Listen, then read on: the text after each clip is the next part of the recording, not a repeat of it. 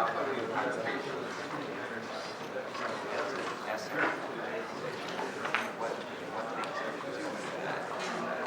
we're continuing on one of these sessions.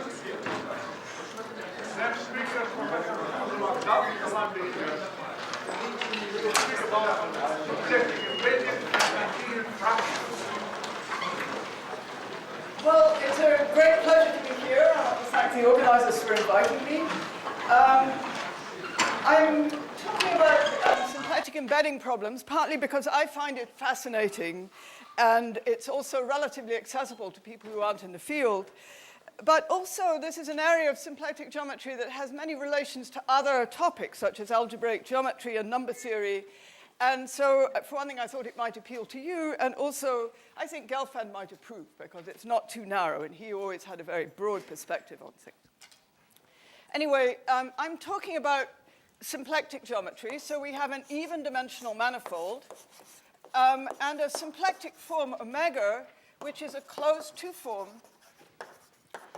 which is non-degenerate. So that means that if you raise it up to its nth power, that's a volume form.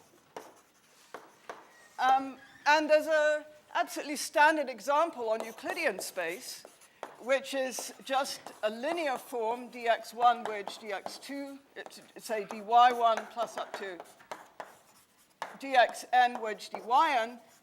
And this is clearly has these properties, and it's a fact that every symplectic form locally looks like this. So there's no local invariance. All symplectic geometry, I mean just local symplectic geometry, is the geometry of this form on Euclidean space. And actually, that's what I'm going to be talking about. I'm just going to be talking about Euclidean space, because there are lots of unsolved questions. Well, what I'd like to do is to investigate. I remember once, a long time ago, I gave a talk about symplectic geometry, and Bill Thurston was in the audience, and he looked at me and said, well, what is a symplectic form? What is it geometrically? What does it mean? And of course, I had no good answer. But I think that some of the questions I'm going to talk about today do probe that a little bit. So what's the geometric meaning? What kind of structure is this?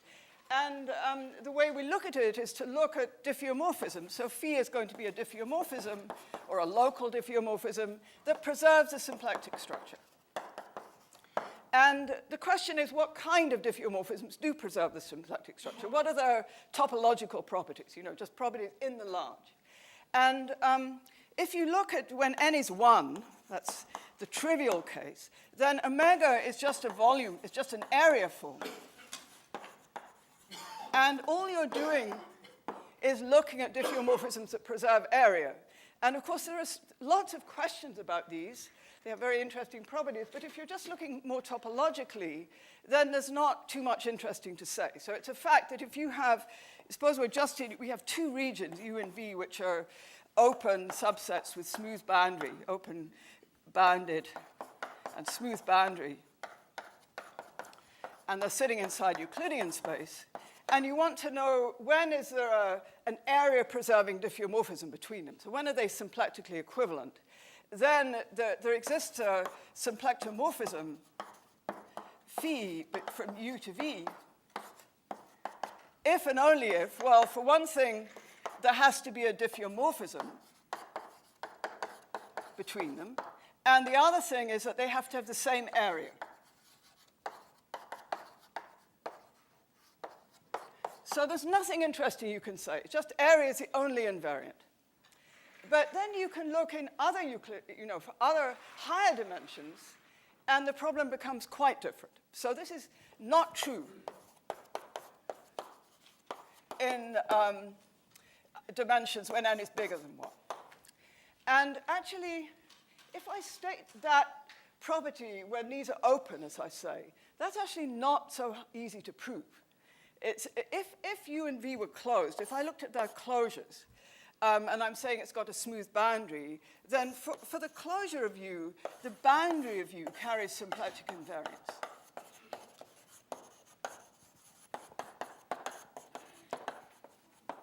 Because you see, the boundary of U is a closed three-manifold. Say it's double, well, it's some manifold, 2n minus 1, sitting inside Euclidean space. And if you take a symplectic form and you restrict it to that submanifold, then there's always a unique null direction. So this defines a characteristic foliation.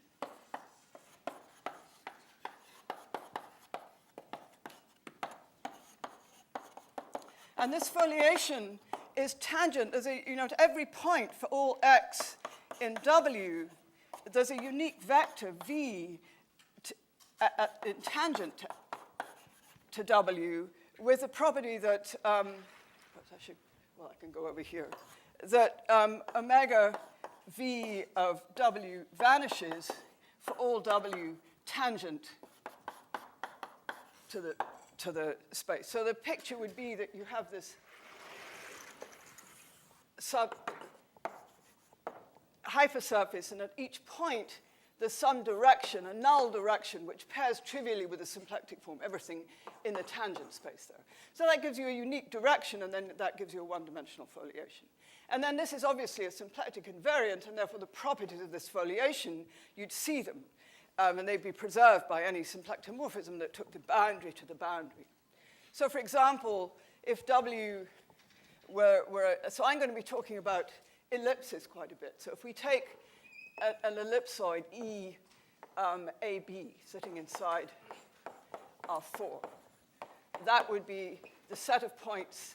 I'll use complex coordinates. Think of this as C2, and look at the set of points with pi Z1 squared over A plus Z2 squared over B less than or equal to 1. So that sort of looks like some ellipsoid which has got two axes, and this A is the area of the axis.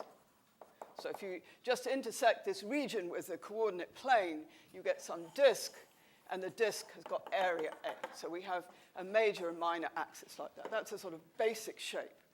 And Axis and points are real and dimensional parts, right? sorry? Unifications with axis and points. So Right, well, I'm thinking of seeing J being X, J plus I, Yj. So you can think either in real 2n-dimensional space, or think of that as complex n-dimensional space. And this is just the standard Kähler form, actually, on this space. But I'm sort of real. I prefer using real coordinates. But it's dz bar modulo some constant. And here it's just more convenient to write complex coordinates. So this is x plus I, y1. So it's just easier to write it like this. So this is a standard shape in Euclidean space. And in fact, you can show that if you took any quadratic form, then there's a linear symplectic transformation that will make it look like this. So every symplectic ellipsoid looks like this. And so there are two invariants, these axes, A and B. And up to scaling is just the ratio of areas, right? And then you can ask, well, what's the characteristic foliation on this? Well, the characteristic foliation is basically given by simple harmonic motion. Because in fact, what this vector field is, V, we have omega V is equal to 0 on the boundary. And so that means that this form, it's actually got the property of, it's actually D of, well, this is D of H, where H is constant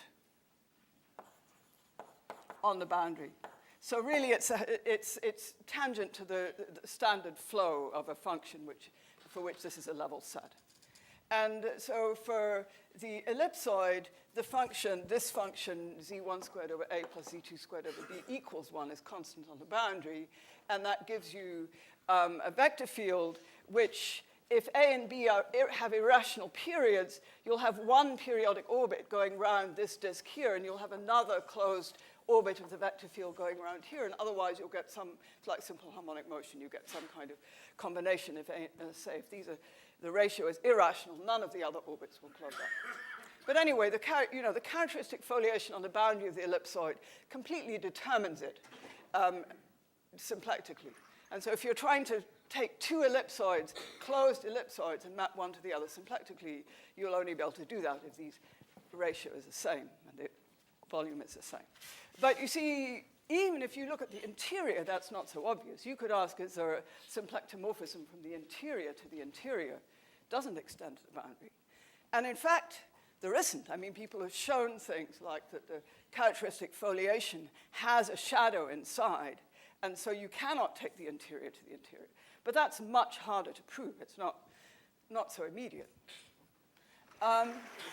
Anyway, you see, there are immediately interesting questions, and these were first studied, well, the first person who really got interesting answers was Gromov. He wrote an amazing paper in the middle of the 80s, and he didn't actually look at the question of when there's a symplectomorphism from one domain to another, because that's in a way too hard.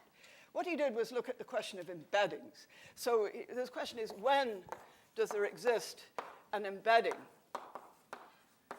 from U into V? So you don't ask that the boundary go to the boundary. You just want one going into the other. And in particular, he took, as his test shape, he took a ball. So he said, suppose we take a round ball in Euclidean space, and we try and map it symplectically into some other region. When is there such a mapping? And he was, at that point, people didn't understand this question at all. And they were interested in, well, what's the difference between something symplectic and something volume preserving? Because clearly, if it preserves a symplectic form, it preserves the volume form, which is just wedging up. So you know that anything symplectic preserves volume, but the question was, what's the converse? Is it true that anything, if you have a volume-preserving embedding, can you approximate it by a symplectic embedding, or something like that? And so he proved his celebrated non-squeezing theorem, that I'm sure many of you know, which tells you that if you have a round ball, B2n, say, well, my size is A, so A is pi r squared. So it's a ball of radius little r, but the thing I'm measuring is this area. He wants to know when does it embed into a cylinder. So your cylinder would be something like a ball of area, a disk of area A times Euclidean space. And this cylinder is a symplectic cylinder. So you'd have the usual area form on here, and then you'd have plus omega. So it'd be a direct sum decomposition. And he wanted to know when can you have an embedding into there. And the non-squeezing theorem tells you that this exists if and only if this area here is less than this area here. And that's telling you there's a really important difference between something symplectic and something volume preserving, because clearly if you're preserving volume, you can just take this ball and shrink it in its first two coordinates and expand it in the second two, and then you can put it in here. But that wouldn't preserve the symplectic form, because you'd have changed this piece of the form. Now, this might seem just a curiosity, but in fact, it's a completely foundational result in symplectic geometry, because you can use that to prove, as a corollary, that if you look at, well, one way of saying it is if you look at the group of symplectic diffeomorphisms of some manifold, say a closed manifold, and you look at its closure in the uniform topology, so that's the uniform closure, and you look at the intersection with the diffeomorphism group event. So you look at things which preserve the symplectic form, and then you take uniform limits of them. So they're just C0 limits, nothing to do with the derivatives. And you look at all the diffeomorphisms of that form, then the question is what you get. You get something sitting inside the volume-preserving diffeomorphisms, and the point is that what you actually get back is the symplectic diffeomorphisms. You don't get anything. You can't. So in other words, another way of saying is that if you have phi n, which preserves omega, and phi n converges to phi 0, which is a diffeomorphism, uniformly, then, well, actually, if you write it this way, then what you can prove is that phi n preserves the symplectic form up to sign, and then you can do some little maneuver to insist it's orientation preserving or something to make it actually preserve the symplectic form.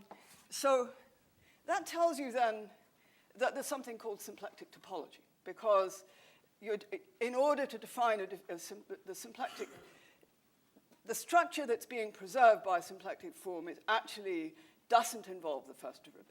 It can be described entirely just using properties of the map itself. So that was sort of the beginning of symplectic topology. And this corollary was, well, it was Eli Ashberg. It was proven, I mean, it followed from Gromov's work, but actually Hofer and Ekeland and Hofer proved this.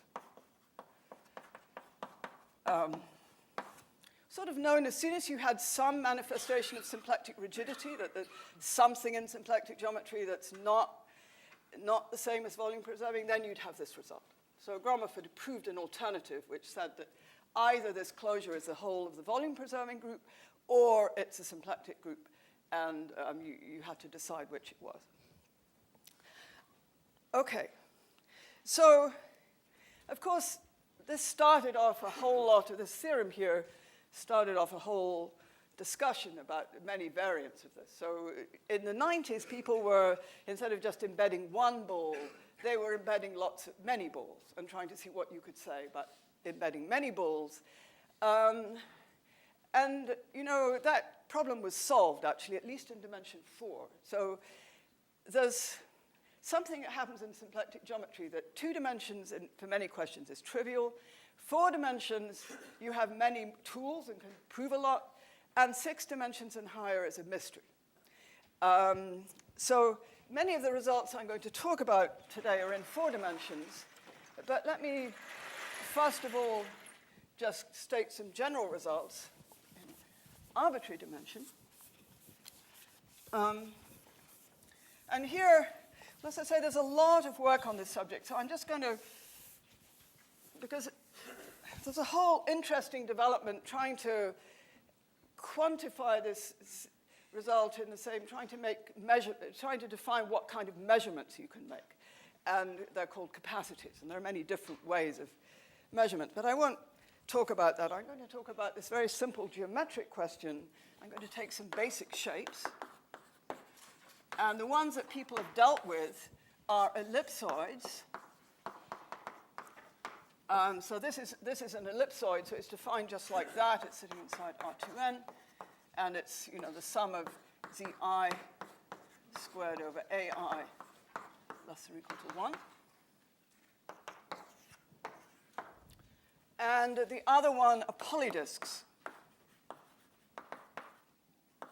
which are just products of 2-dimensional disks. And these I'm taking to be closed, notice. So then there's a question, you know, when does an ellipsoid embed into another one? And we'd sort of normalize, so in symplectically embed always. And we'd normalize so the A's are increasing.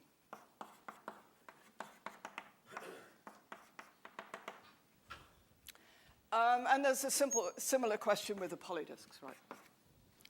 And of course, you can take ellipsoids into polydisks and so on. But there are many questions and not so many answers. So let me just concentrate on this for now. And one thing we can immediately say is that if this ellipsoid embeds into that ellipsoid, well, you see, sitting inside here is the ball. The ball, of course, is just the same as E with all the A's the same. So that clearly, all the A's the same. So that clearly sits inside there because I've got these things increasing.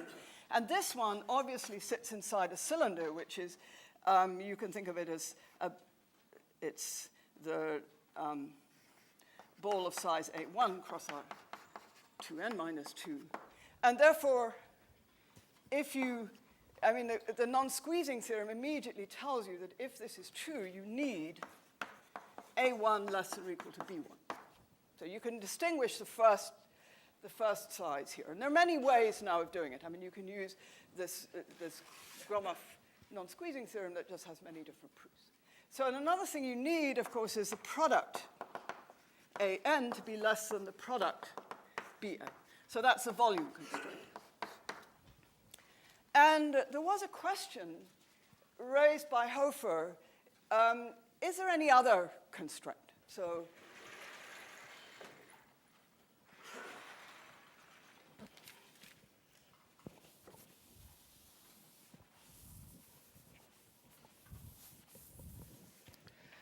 Hofer asked, is there any other function f of A1 through AN that satisfies a similar equality, inequality, e.g., is there a function, say, of the first two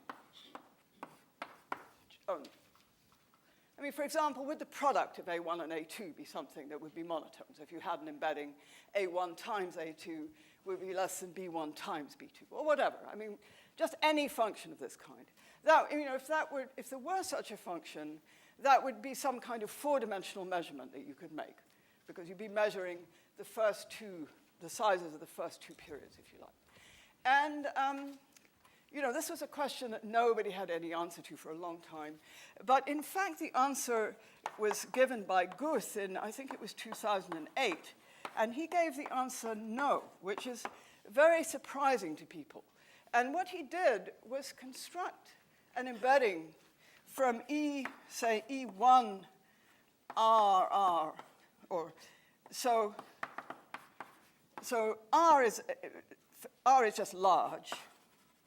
So you have an embedding into E, well, you could say E33, and then you could have S to S, where S is very large. I'm not quite sure how large S has to be, but so we don't need to worry about that. The point is that for S could be infinite. The point is that for all R, however big, like 1 million or something, you can have embedding of 1R, with the first two things being 1R, into something which is 3, 3. Actually, to be strict, perhaps I should put 3 plus epsilon, 3 plus epsilon, for all epsilon bigger. Anyway, this immediately tells you can't have a function of the first two, a bounded function of the first two, which involves A2, because here it would be just some number, and here it could be arbitrarily large. So there's no, this is a rather amazing embedding that just uses the fact that if you take T2 minus a point, that immerses in R2, and therefore T2 minus a point times a little disk, you just thicken it up. That actually embeds into R4. So you just take an immersion here, and then you sort of lift the sheaves off itself and then thicken it up a little bit. And then, for some amazing reason, T2, you can just take your embedding and swirl it around T2 many times and then construct this thing. Very interesting construction. And another thing it uses very much is that, you see, if you look at this symplectic embedding problem here, the non-squeezing theorem, the way you actually prove it is to take a ball, and I'm mapping into a cylinder here, but what you do is actually you compactify this into a two-sphere. And then the point is that the two-sphere contains, there are lots of, Gromov used this theory of J-holomorphic curves, so sort of, you put an almost complex structure on the manifold, and you look at holomorphic, one complex dimensional holomorphic subobjects. And so spheres behave very nicely. So you've got a whole family of spheres in here which somehow detect this. But if you replaced a sphere by a torus, a torus, they don't exist so much as spheres. For example, generically on a complex structure on T4, there aren't any complex tori. You can have ones with no tori. So if you replace it by T2, another version of the non-squeezing theorem would say take a large ball and try and map it into a torus times a Euclidean space. And is the same theorem true? And then the answer is no, that you could have little a can be arbitrarily big compared to that. This could be 1, and you could map anything in. And so what Guth was doing was exploiting that in a clever way. Anyway, so this is about the only truly new embedding result we have in higher dimensions. And what it means is that we don't have any good conjectures about what the answer to this question is in dimension 6 and above. And there's not a guess. On the other hand, in dimension 4, we have a complete answer to this. So that's what I wanted to explain to you, because it's a rather nice answer, and I thought you might be interested. Perhaps, so let me tell you what that answer is, perhaps. So to tell you the results. So in dimension 4, we're just mapping, say, EAB, and we're trying to map it into ECD, of these two ellipsoids. And there exists an embedding of this kind if and only if some numerical condition, some set of numbers NAB, is less than or equal to another set of numbers NCD. And what these numbers are, NAB is just a collection of all the numbers LA plus MB, where L and M are integers. Well, Z or N plus. Integers, non-negative integers. You take this collection and you arranged with multiplicities and in increasing order. So that's just a sort of numerical condition, exactly. And just to tell you, so for example, perhaps, if you take n1, 4, then we're going to start off with 0, because we can have these 0, and then you have one way of making 1, 2, 3, but then there are 4 entries of 4, because you can have 4 times 1 or 1 times 4. And then you have 5, 5, 6, 6, 7, 7, and then 8, 8, 8, because there are now 3 ways of making 8, and so on. So you can easily write down what that sequence is. And if you look at n 2, 2, then you see you have 2 ways of making 2, and then you have 3 ways of making 4, and then you have 4 ways of making 6, and 5 ways of making 8. And so, yeah, I forgot to explain what do I mean by saying this is less than that. It means that every number here is less or equal to the corresponding number. So these two things, n14 is less than or equal to n22. So that tells you there is an embedding. You can take an ellipsoid of size 1,4, which would be a sort of long, skinny ellipsoid, and you can embed it into a ball of size, with size 4,4. And actually, to be even more correct, I should really put the interior, just the interior of this, because the boundary is going to, the embedding may not exist on the boundary. So the claim is that there's a mapping of the interior of this ellipsoid actually also into the interior here, embedding, if and only if this numerical condition satisfied. Okay, so that's a complete answer. And just to to re-emphasize the point, there's an obvious similar set of numbers. If you were in dimension 6, so you'd have 3 of these, and you could take all combinations and arrange them in the same way. And that is wrong. That's not true. And that's easily checked because of this example. So as I say, we've got no good guess about what the right answer is in dimension higher than 4, but in dimension 4, this is the answer. And before I explain more about that, I thought I'd...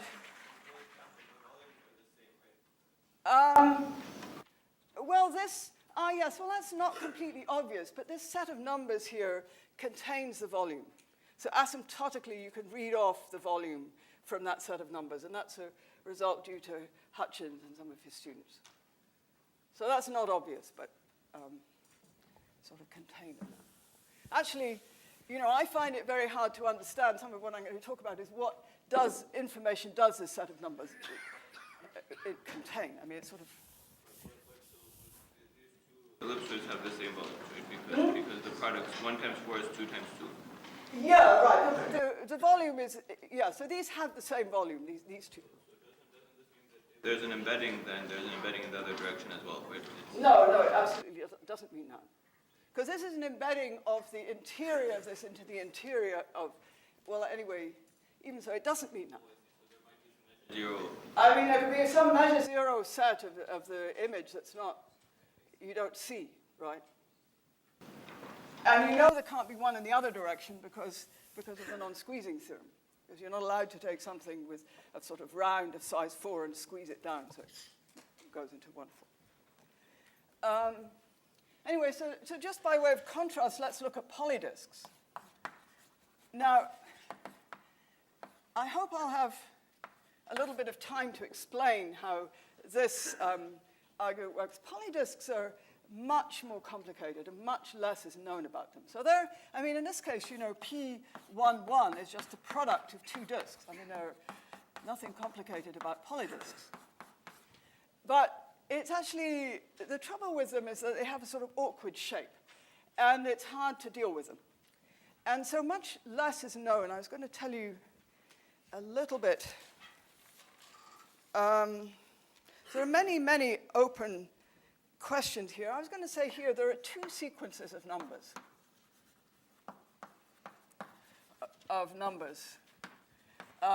Which, I mean, like this set of numbers, NAB, there are 2 sequences of numbers you can use to get which would be invariants under embedding.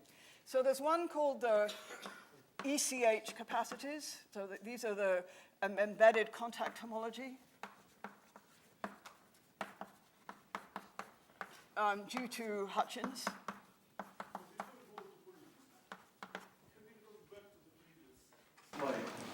The explicit example of such an equation of W1 towards the W2. An explicit example, actually, you can get a pretty explicit example. It's due to Opstein. And what you can do is you can take CP2 and you can take a quadric in there. So just a conic, and take inside that quadric, take a disk of an open disk of full area. Well, so take a disk. If the line here is 1, then this disk is going to have area just a little less than 2, and it'll sit inside there. And then what Opstein showed is that I mean, if you look at the normal bundle over this quadric, then there's an open disk bundle. I think it's of size 1/2, sitting over the quadric, whose complement is actually equal to RP2. So you've got a complement, sort of the Lagrangian complement of this thing, and otherwise you have the rest of the manifold is given by this open disk bundle. And if you take this disk bundle and restrict it to a ball, then what he showed was that it was actually symplectomorphic to an ellipsoid. And you can actually see that by toric models, because if you think of the toric picture of CP2, well, the quadric, it looks sort of like this. I was going to say a little bit more about toric models later on, but anyway, just think of this is a sphere with normal bundle 2, so the toric picture sort of looks like this. If you look at this, it's essentially an ellipsoid. I mean, if you remove this and that, it would be like an ellipsoid. So you can actually put that in fairly explicitly. That's the best we can do. We can only have explicit, the way, I mean, I will explain a little bit how this result is proved, and the embeddings are just not completely explicit. I mean, what you do is you put in a little ellipsoid, and then you make it bigger by deforming the symplectic structure in the complement. And you can't see that deformation so clearly. Anyway, let me say just by way of contrast, so you can see there are a lot of unsolved and I think rather interesting questions, what we know about polydisks. so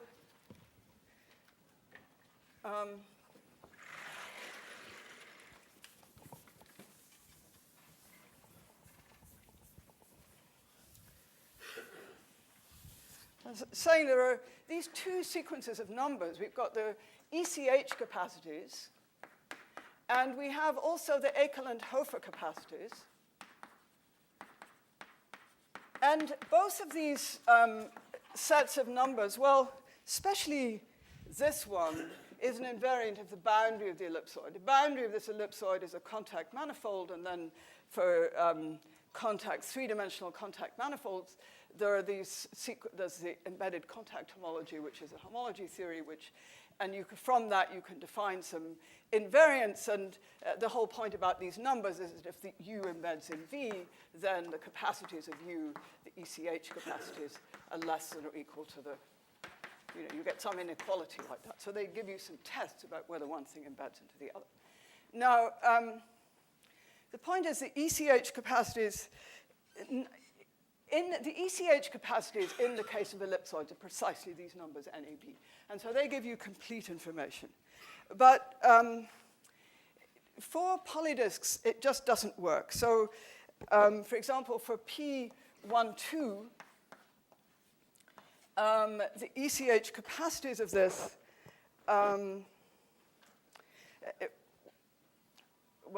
these are the same. Well, actually, perhaps I shouldn't give all this detail, but what I should say is that what we know is that P11 embeds into a ball of size 2, and the way you can see that is, I'll use these toric models. So that means that if we're in C2, the coordinates we're going to use are T1, which is Z1 squared, and T2, which is the absolute value of Z2 squared. So we're basically just using the radial coordinates and forgetting about the angle coordinates and then squaring them. And then you see if we have an inequality, this is just the product of two disks, then its image in R2 is going to look like a sort of open square. That's what its image looks like in R2. That's the image of the polydisk 1,1. While if we take a ball or an ellipsoid or something, if we take an ellipsoid, EAB, then the defining equation is going to become T1 over A plus T2 over B is less than or equal to 1. And so an ellipsoid is going to look like a triangle. So this is going to be A, and that's going to be B. And so what these pictures are, you can think of them as the image of the moment map. You can think of them as take the T2 action on this thing and quotient out. It's just the image of the quotient. But anyway, they're very nice two-dimensional pictures which tell you the essential, what the spaces look like. And then if you want to see an embedding of this into this, you see, all you need to do is to say, well, the ball of size 2 is going to be looking like a triangle where this is 2 and this is 2. And sitting inside there, you have this square, and that is P11. So you can just immediately see that that sits inside that.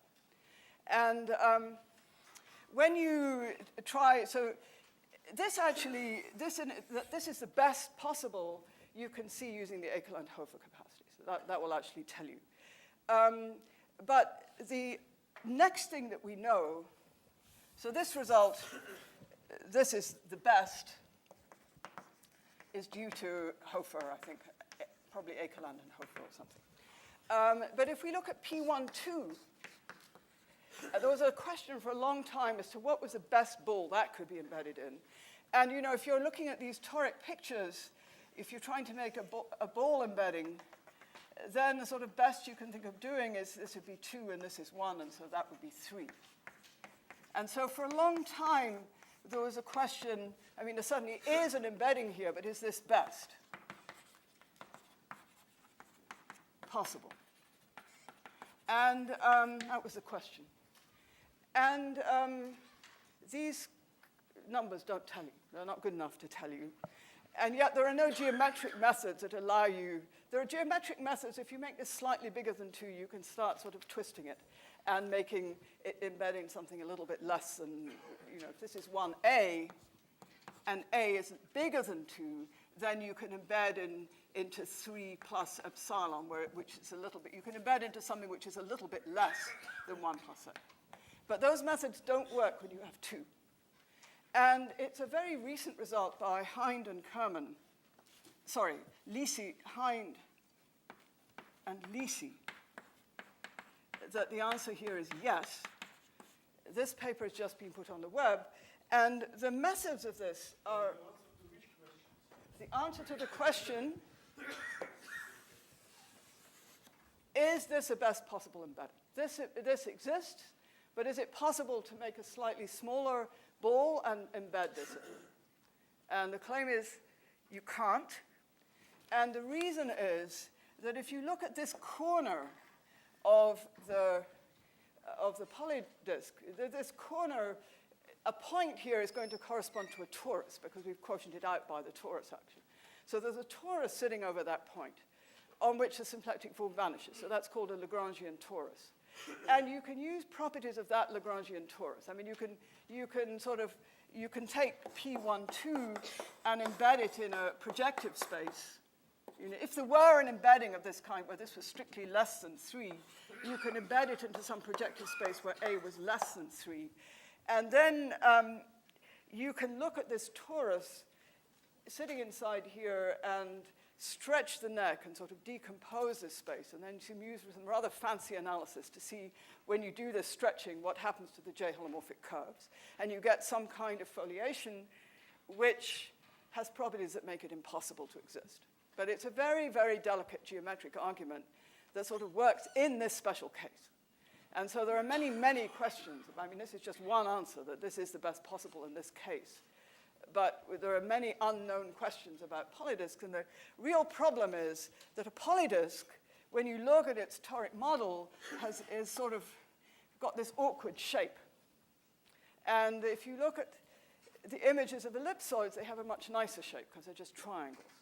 So what I want to do in the rest of the time is explain how you can exploit the nice shape of these toric models of ellipsoids to get a handle to answer this question here. Okay? Okay.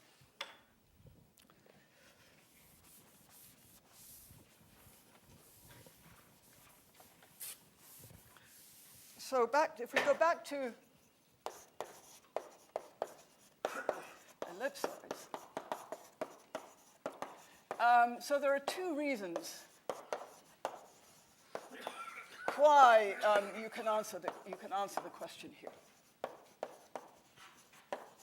And let me just give you sort of rough ideas first of all, and then try and expand a little bit. So.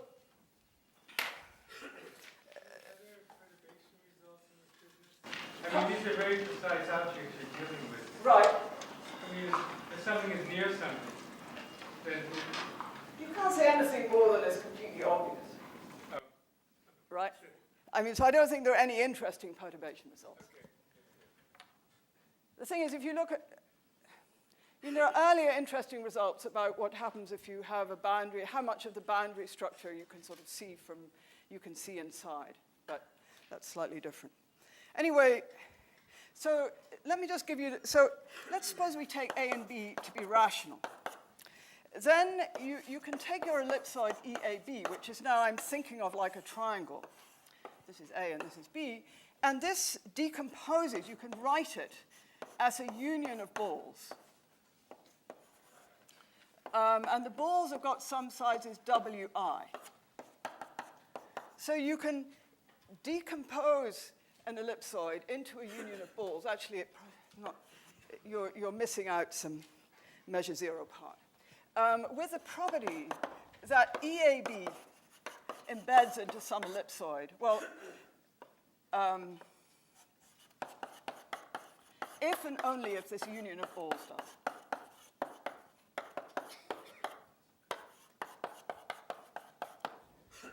So I'll try and explain why that's true. And then the second nice property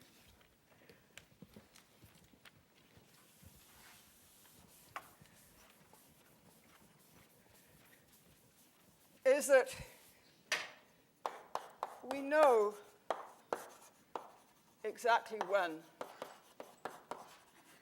some union of balls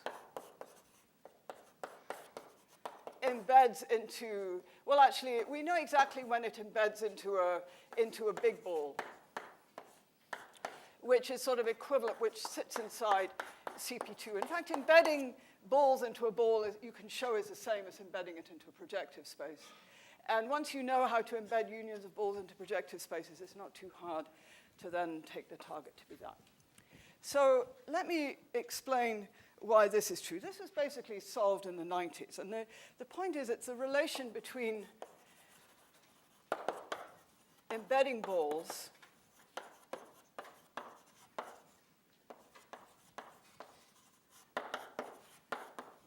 and blowing up.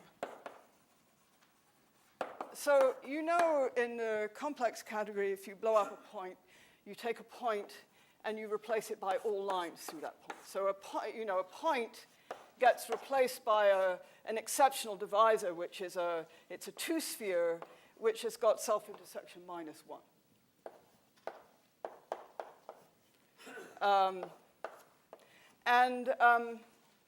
In the complex category, all you're interested in is that you have a new manifold and you put a complex structure on it. But in the symplectic category, you need to have a symplectic form. And because locally, anyway, you can do the same manipulation on the underlying space, but you need to know what happens to the symplectic form. And the symplectic form on this two-sphere is going to have to be, this is going to have to be symplectic embedded. It's going to have some size. So you've got this blow-up form, omega tilde, and the integral of omega tilde over this exceptional curve, which you often write as E, that is going to be, it's going to be some number, A, or W, which we call the weight of the blow-up. And so the question is, what is that? How do you see that in the terms of the point? Because you've just embedded a point. So how can you find what the symplectic form is? And so the simple answer is that if you actually take a ball, I mean, this works actually in all dimensions, but let me just do it in 4 dimensions. Suppose you take this ball of size W, and you embed it symplectically into your manifold. Then the point is that if you look at a neighborhood of M minus the interior of the ball, so the neighborhood of the boundary of the ball, so just look at a little neighborhood outside this ball. That neighborhood outside the ball is actually symplectomorphic to a neighborhood of the zero section of the canonical line bundle over S2, where the symplectic form, where this form, the integral of the form on this S2 is what I called W. So the thing is, symplectic geometry is very flabby in some ways. So if you have a holomorphic curve, its symplectic neighborhood is defined, or if the symplectic form is non-degenerate on it, the symplectic neighborhood is described only by means of the self-intersection of this curve, purely topological. And so if you take this line bundle, canonical line bundle of self-intersection -1 over here, a neighborhood of the zero section is entirely determined by what this integral is, how big the form is on the curve. And it turns out that what that neighborhood looks like, if you remove the zero section, it looks just like this little spherical shell as a neighborhood of this ball sitting inside Euclidean space. So that means you can do a symplectic version of blowing up by embedding a ball, removing that ball, removing the interior of the ball, and then the boundary of the ball is this two-sphere, and you just simply collapse the boundary along its characteristic foliation, which is just a Hopf fibration. You collapse that boundary to this sphere. So that means that embedding balls, if you want to know what symplectic blow-up is, a symplectic blow-up is you take a ball of some size, and then you use that to give you a form on the blow-up. So that means there's an immediate correspondence between symplectic, embedding balls and symplectic forms on blow-ups. And if you, in the Toric picture, it looks even better in a way, because in the toric picture, you know, locally, if I explain this in the toric picture, an embedded ball in the toric picture just looks like, suppose you have some neighborhood of a point, you have some neighborhood like that. You have this triangle, this standard triangle, and so what you're doing is removing that standard triangle from it. You're just cutting it. And so that means that if you have a toric manifold, you know, locally toric manifold, which is sort of described like this, locally, so a toric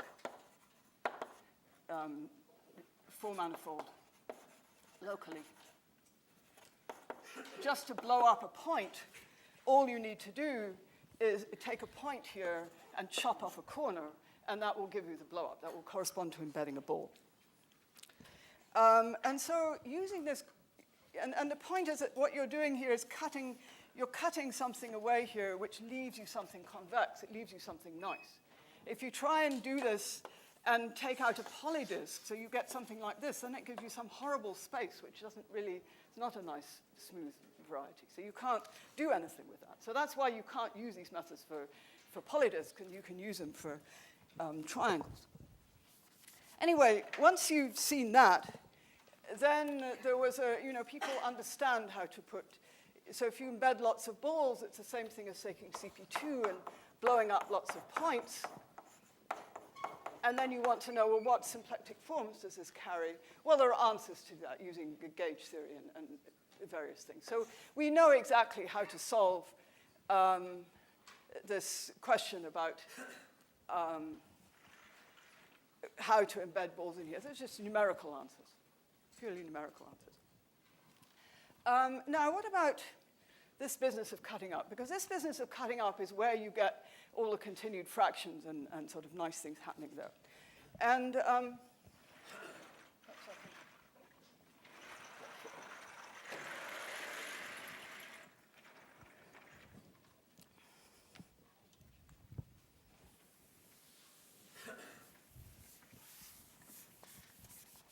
let me just do an example. Suppose we take E35, take integers. So then we can take a rectangle, and we can simply decompose, so we have a rectangle with sides 3 and 5. We can simply decompose that into squares by one square of size 3, one square of size 2, and 2 squares of size 1. And that cuts a square into a rectangle rather, into standard squares. And correspondingly, if we're doing it sort of on the toric model, well, we have a triangle where this is 3 and this is 5. And what we can do is we can get an exactly similar cut up of this picture into standard triangles. That means where two sides are the same length, by removing this point and then collapsing. Just collapse that down there and collapse that down there. And so that means this point remains where it is, but this line becomes that line. And this point goes to sort of 2/3 along there, and this line becomes that line. And then this line becomes something in the middle there, and that decomposes this triangle up into so I would say that this decomposes into balls of sizes. Well, you've got one ball of size 3, you've got one ball of size 2, and you've got 2 balls of size 1, right? And clearly you can do that. This is basically giving you the continued fraction. I mean, it's the continued fraction of the number 3/5. I mean, whatever it is, you'd have a certain number this way, you'd have certain numbers this way, and then a certain number there. And the continued fraction is just given by how many you have here, and how many you have there, just the multiplicities of this decomposition. Anyway, this is related, very closely related to the continued fraction decomposition. And so the claim is that if you can embed E35, you can embed these balls, and conversely, if you can embed these balls, you can embed E35. Now, clearly, if you can embed the ellipse, you can embed the balls, because each of these, this ball sort of sits inside here, and this ball sits inside here. I'm slightly lying, but you can prove that essentially it does. So you can just take this and sort of cut it up into balls. But the converse is not at all obvious. You can't take a sort of disparate collection of balls and then stick them together to the ellipse. That you just can't do. But the point is the fact is that if you think of this blowing up operation, you see, here I was blowing up by chopping off a corner and getting something on the standard blow up. So I can do a sort of ellipsoidal blow up. I can cut out that ellipse locally. I can just remove it and look at the complement. So locally, the neighborhood of the ellipse is going to look like this neighborhood in the manifold. And the only trouble with that is that this is no longer smooth, that you have two orbifold points here. You have got one orbifold point there and one orbifold point there. So you've got some toric orbifold. Now, normally toric orbifolds, from a symplectic geometer's point of view, are sort of difficult to deal with, and one would prefer not to. But the fact is that you can always resolve these singularities. You know, there's the Fulton method of resolving toric singularities. And it turns out that if you want to resolve these singularities, you sort of blow up. You know, you resolve by blowing up. And it turns out that the blow-ups you need to do to resolve these singularities are precisely the same. The directions are precisely the same as these cuts you've made to cut it up. So if you take this cut and move it out a little bit, that will give you the first thing in that blow-up. And then you take this cut and move it out a little bit, that gives you that. And then you take this cut here and move it out a little bit, that gives you that. And then you take this cut and move it out a little bit, that gives you this. So, in fact, there's a complete correspondence between this cutting up into balls and how you resolve these singularities. And so what you do is, instead of, when you're trying to embed ellipse, as I say, it's a slightly indirect method. You don't embed the ellipse, because you can't do that. It's hard to do that. What you do is you look to see if you can find sequences of curves that look like this. Look, so this is a -1 curve. These are whatever you get from blowing up. In this particular case, I think they're -2 curves. Anyway, you look for a configuration like that, where you have, these are small and this is big.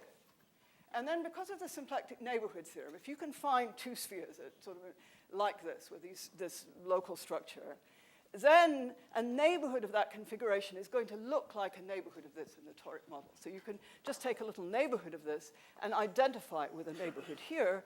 And then, of course, you can just blow down. Blowing down by means of moving this boundary and just putting in the ellipsoid. So what you see, what you're trying to look for is configurations of curves in CP2. And you can manipulate those. So if you have a little configuration of curves, you can actually deform the symplectic structure and make it a bigger configuration of curves. So that's how you see this ellipsoidal embedding. You look for sequences of these curves, and then when you find something good, you blow it down and put the ellipse in. So that's how you get. So then there's a sort of interesting numerics, which I don't have time to explain to you, that come out of this. And in particular, I just want to say one thing. One thing that there's, these numbers, turns out that they're very closely related to we have these triangles, and if you have a triangle, you can look at multiples of it and intersect it with the integer lattice and then count the number of points in there and get some interesting sort of numerical invariance of A and B, this pair of numbers A and B. And out of the work that Felix and I sort of worked out exactly what this is, you can get some triangles that people didn't know, where the Ehrhart polynomial, which is a polynomial that counts this number of points, coincides with the Ehrhart polynomial of just a standard thing. So what it means is you have what's called period collapse in the Ehrhart polynomial. And that is work of, let me just write this down, and then I will stop. Cristofaro, Gardner, plus Kleiman. So they're sort of interesting. These are new combinatorial triangles that people hadn't known before that come out of this problem for some reason. So I think I'll stop.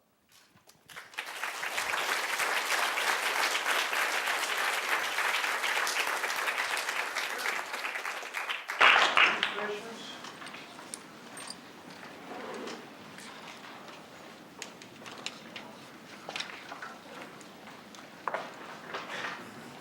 Well, that's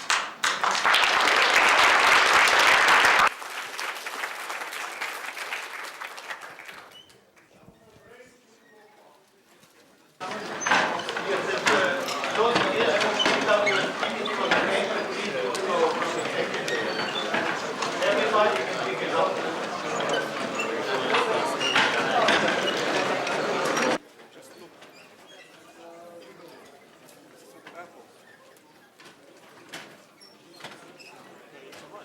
Yeah.